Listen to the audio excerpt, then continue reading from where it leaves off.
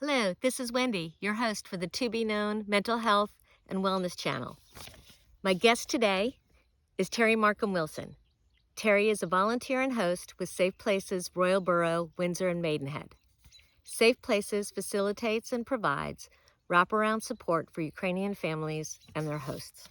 Terry and I will be discussing some of the concerns that have come up for hosts as the honeymoon period between guests and host has passed, and the reality of sharing your home with the family with a different culture sets in. Good afternoon, Terry. I'm going to give the date. It's 22nd June, 2022. And I'm Wendy Jackson from To Be Known. And this is my friend Terry, who is a volunteer with Safe Places in the Royal Borough of Windsor and Maidenhead. How are you today, Terry? I'm great, thank you. Sun's shining. It's nice to have summer at last. So it's about 7 a.m.-ish where I am, about 1 in the afternoon-ish where you are. So I just would like to start, Terry, if you can just kind of give an up-to-date what's going on, what you're hearing from other hosts, and how really we're just talking about, you know, we've had really people started arriving somewhere around March, April, kind of trickling in, started out with, you know, everyone being very excited, happy to be safe and happy to have their guests in their home, and something we might call the honeymoon period. And now we've kind of settled in. It's been a while. Now it's a little bit more about actually just having someone else living in your home from another culture, different styles of different things. And, you know, on top of that, we have concerns about what our guests have experienced prior to arriving, and that they're dealing with that themselves. And so part of our conversation will be talking about that as well. But yeah, what's it like after the honeymoon? Yeah, you're right. Actually, we did have people that were kind of relieved that they were safe. There was relief that they actually managed to get them over here because of all the visas and things. And I think there was an initial flurry of activity when they first arrived, where they had to get all of the admin and the paperwork done. So, you know, the feet weren't touching the ground for anybody. Neither the host nor the guests. And then I think you're right, we get to that, excuse me, the honeymoon period that's over, when it comes to sort of 2 or 3 weeks time, maybe 4 weeks time, and everyone starts to settle into what they would deem their normal routines. We have, you know, I'm hearing of some people within the borough or surrounding boroughs that they're understandably missing their family. Their family is still, some of their family is still in Ukraine, be it their partners, their husbands or fathers, or just the older generation that decided that they didn't want to leave or felt that they couldn't. They might not speak English that well. They're not speaking their mother tongue as much as they would like. And if they've come over on their own, for example, having that kind of lack of integration. So they start to try and talk to their family more, and then it makes them feel homesick. So we do have situations now where people have said that they would like to go home. So we have those people. We also have where we've got families that have decided to match each other based on factors such as children that are of similar age. Initially, I'm hearing that it's all very good. You know, the children are playing really well together. They're discovering things together, irrespective of the language, whether they can speak it or not. They find a great way to communicate. But then, as they go into school, and maybe they meet other friends that they might not realize, they might see that they're not actually the best of friends for each other, and they start to go their separate ways, and maybe that communication's starting to break down, and that's causing or can cause a bit of friction within the household. So obviously the children aren't understanding how to deal with it, and the parents aren't understanding how they want to protect their children, and they see either, you know, the guests and the host parents are seeing their children upset or maybe withdrawing from their normal behaviour, and they don't really know how to deal with that. Other things that we're seeing is that some of the children are a little bit more aggressive, I would say. So they play a bit rougher. That there's situations that I've heard of where they're even rough with the animals that are in the home, be it their own animals that have come over here, or whether it's the animals that are in the existing home. And again, it's trying to explain to them that we have different laws here, that we maybe approach the animals in a slightly different way than might be, whether it's an indoor dog versus an outdoor dog, where it's not a guard dog, it's it's actually a pet, it's a part of the family. And I think a lot of the hosts have actually shared that, I have a sweet tooth, I absolutely do, but I think they've shared that they're surprised at the amount of sugar that's being consumed by the guests, and particularly the children. So they have, there's very, very differences in the way that they'll have their meal times. That we're quite structured in our meal times. I'm hearing that the Ukrainian families, as long as their children or the families aren't hungry, they will eat when it's best for them.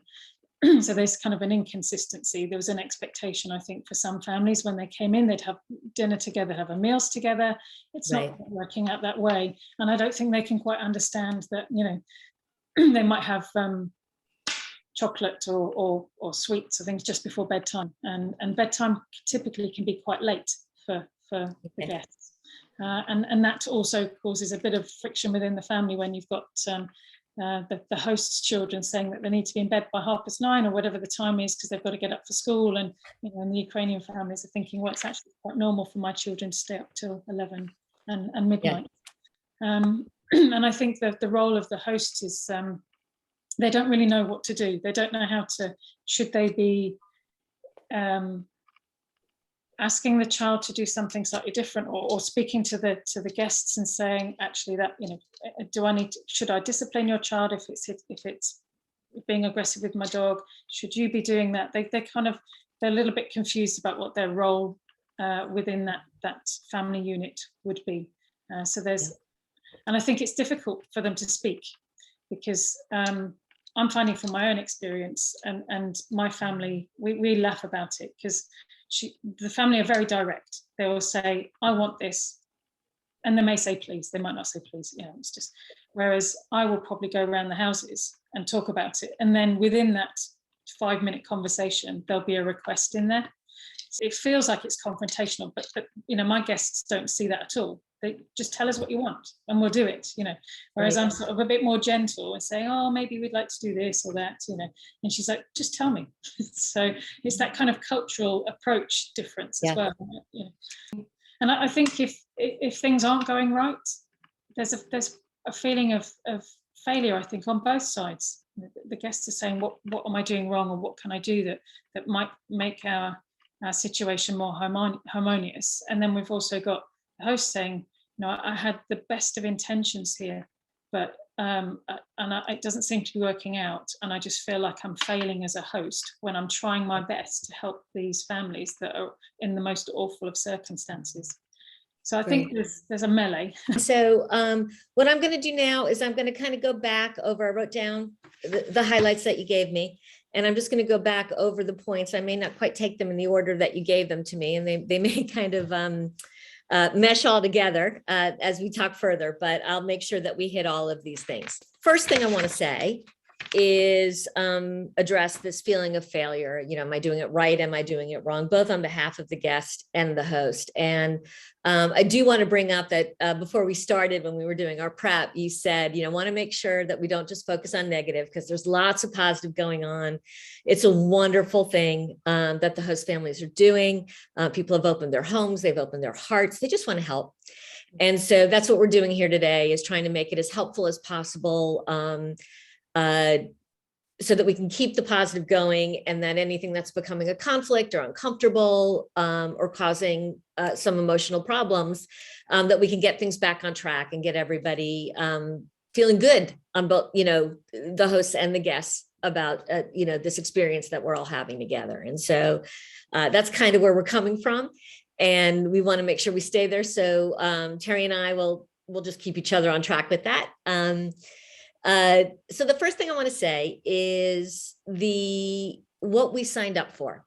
So as hosts, when people signed up as a host, what is it that the council asked of you to commit to?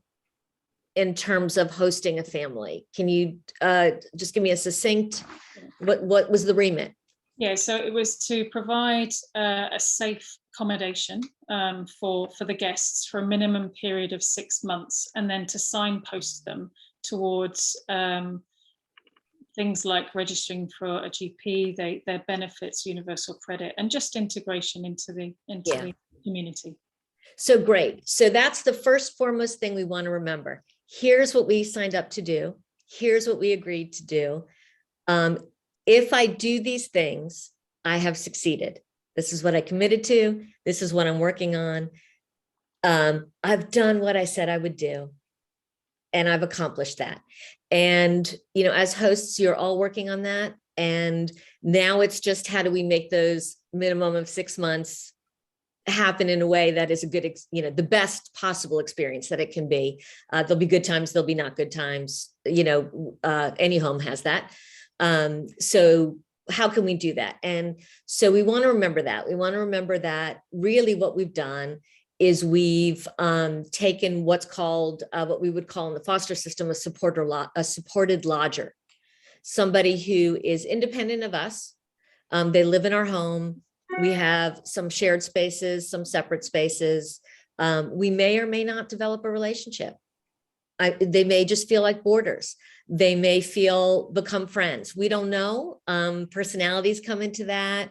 We've also got, you know, cultural differences, as you mentioned. So these are going to be different factors in different homes. And so you may hear from fellow hosts, you know, oh, we played this game and it's so fun. And you may hear from other hosts, I never see my guests. They're in and out. They're in their space, whatever.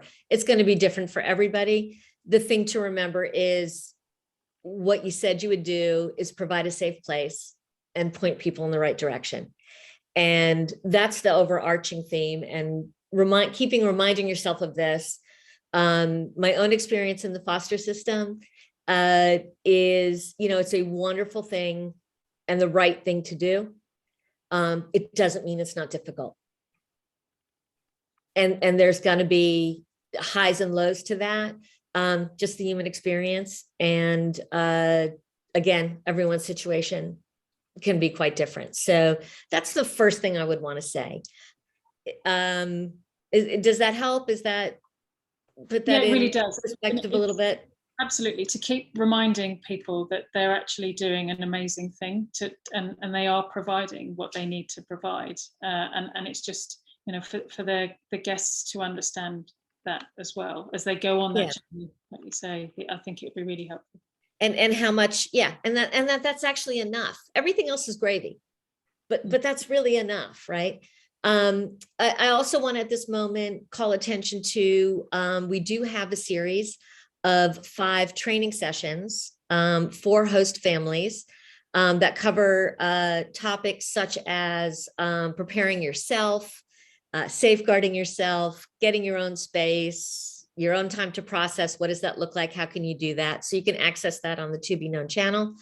They're about 15, and probably anywhere from 10 to 15 minutes long each, and each segment is labeled, so you can just kind of go to the thing that you may have a concern for, or you can watch them 5 in succession. So that's a great resource. We start with here's what I agreed to. Now, what do I need to do to prepare myself? And if I didn't do it, hey, look, we learn from making mistakes. Go back and look at them, and maybe you can reset yourself. And that might be helpful.